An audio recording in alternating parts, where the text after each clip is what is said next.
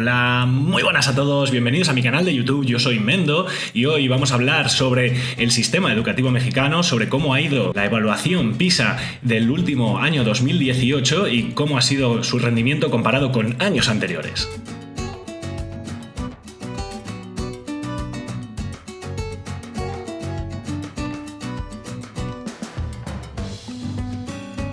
México es un país entre Estados Unidos y América Central, conocido por las playas en el Pacífico y el Golfo de México, y su diverso paisaje de montañas, desiertos y también selvas. Tan solo en el año 2018 México recibió a 41 millones de turistas internacionales, por lo que gracias a las diferentes ruinas, como puede ser Tenochtitlán, que se distribuyen a lo largo de todo el país, al igual que las diferentes ciudades de época colonial española, hacen de México uno de los referentes internacionales en materia de turismo. México es un país con una riqueza cultural enorme y con numerosos lugares que pueden ser definidos como Patrimonio Mundial de la UNESCO.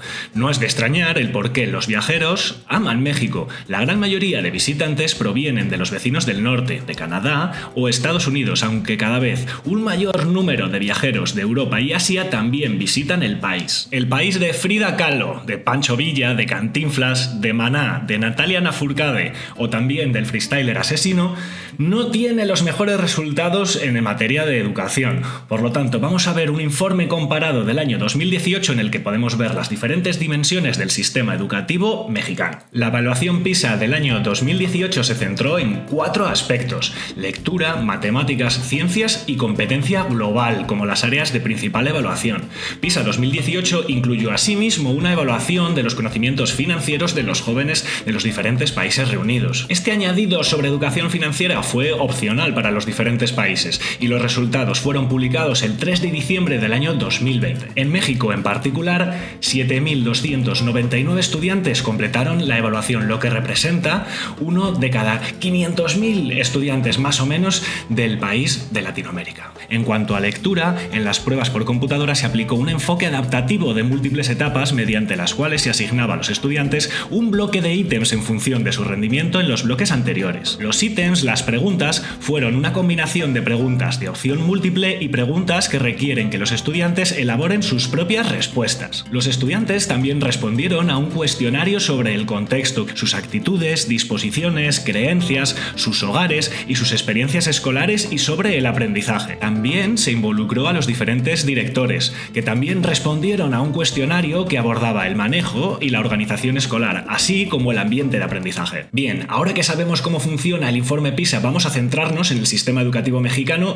y cuáles fueron sus evaluaciones en el dicho informe internacional. En PISA 2018, los estudiantes mexicanos obtuvieron un puntaje bajo el promedio OCDE en lectura, matemáticas y ciencias. En México, solo el 1% de los estudiantes obtuvo un desempeño en los niveles de competencia más altos, que son los niveles 5 y 6, en al menos un área. El promedio de la OCDE está en un 16% y el 35% de los estudiantes no obtuvo un nivel mínimo de competencia, no llegaron a ese nivel 2 en las 3 áreas. El desempeño promedio se ha mantenido estable en lectura, matemáticas y ciencias a lo largo de la mayor parte de la participación de México en PISA. Sin embargo, esta estabilidad general en el desempeño oculta tendencias más positivas entre los estudiantes de rendimiento más bajo.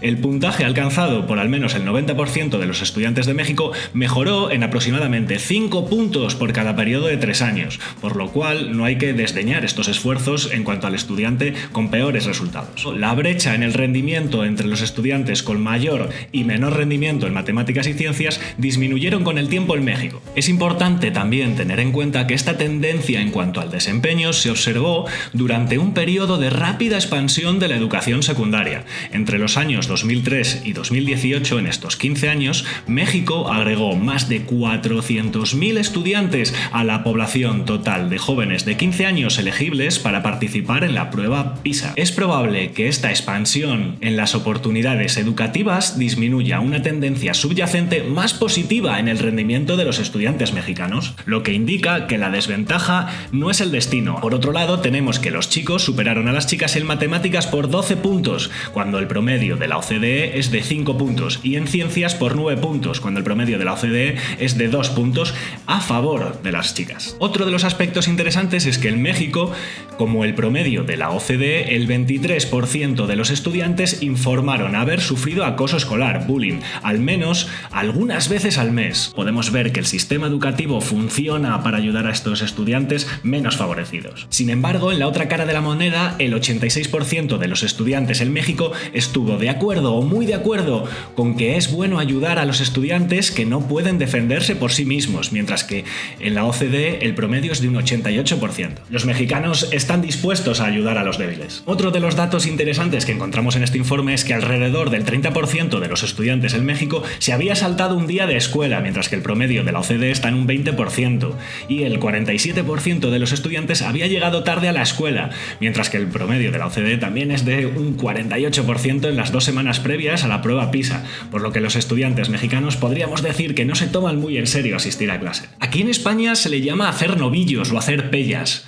¿Cómo se le llama en vuestro país o en vuestra zona? Dejádmelo en los comentarios. ¿Qué saben y qué pueden hacer los estudiantes de 15 años en México? Es fundamental entender que los estudiantes en México obtuvieron puntuaciones más bajas que el promedio de la OCDE, tanto en lectura, matemáticas como en ciencias. Alrededor del 3% de los estudiantes aventajados en México, pero casi ningún estudiante desaventajado, demostraron competencias altas en lectura en PISA 2018.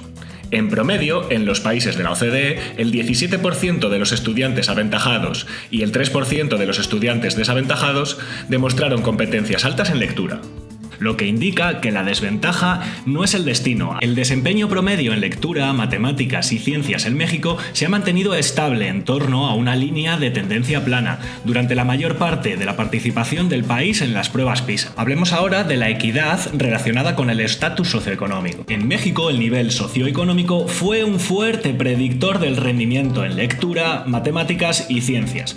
Los estudiantes aventajados en México superaron a los estudiantes desaventajados en lectura en unos 80 puntos en PISA 2018, mientras que el promedio de la OCDE está en unos 90. Los directores de las escuelas en México informaron un nivel similar de personal y un nivel de escasez de material más alto que el promedio de la OCDE. Sin embargo, no hubo diferencias significativas en la escasez de personal entre las escuelas aventajadas y desaventajadas. Otro de los aspectos interesantes a mencionar es que muchos estudiantes, especialmente los estudiantes desaventajados, tienen ambiciones más bajas de lo que sería esperable en base a sus logros académicos. En México, 1 de cada 100 estudiantes aventajados de alto rendimiento no esperan completar sus estudios universitarios. ¿Cómo es el clima escolar en México? Aproximadamente un 22% de los estudiantes de México reportó en todas o la mayoría de sus clases de español su profesor tiene que esperar mucho tiempo a que los estudiantes guarden silencio. Otro de los datos muy interesantes que nos arroja este estudio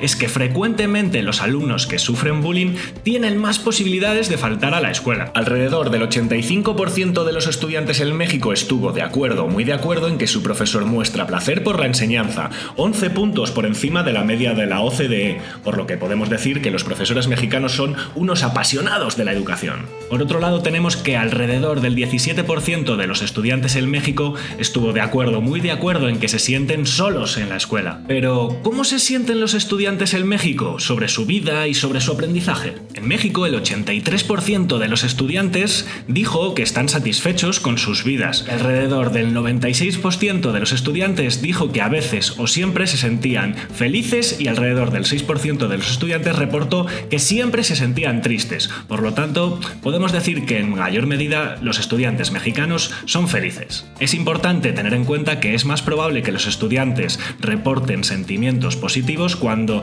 reportan un mayor sentido de pertenencia a la escuela y una mayor cooperación estudiantil. También son más propensos a expresar tristeza cuando sufrían bullying con más frecuencia. En definitiva, la mayoría de los estudiantes de los países de la OCDE tiene una mentalidad de crecimiento. Esto quiere decir que estuvieron desacuerdo o muy desacuerdo con la afirmación: tu inteligencia es algo sobre ti que no puedes cambiar mucho. En México, este porcentaje de estudiantes que tienen una mentalidad de crecimiento es del 45%. El 90% de los estudiantes estuvo de acuerdo, muy de acuerdo, en que generalmente pueden encontrar una manera de salir de situaciones difíciles. En las próximas semanas, Julián y yo estaremos subiendo más vídeos sobre nuevos sistemas educativos. Dejadme en los comentarios de qué sistemas tenéis curiosidad y sobre cuáles queréis aprender. Nos vemos en próximos vídeos. Chao, chao.